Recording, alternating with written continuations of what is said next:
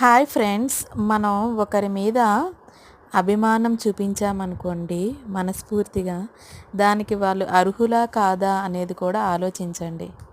ఎందుకంటే మనం అభిమానంతో వాళ్ళని చూసినా చేసినా, ఎంత వాళ్ళని హార్ట్ఫుల్గా ఇష్టపడి చేసినా కూడా మనకి పని పాట లేక చేశామనో, తిన్నది అరగక చేశామనో మన బ్యాక్ చెప్పుకునే వాళ్ళే తప్ప, మనం మంచితనంతో చేశాము, మన అనుకొని చేశాము అనుకునే వాళ్ళు చాలా తక్కువ ఉన్నారు.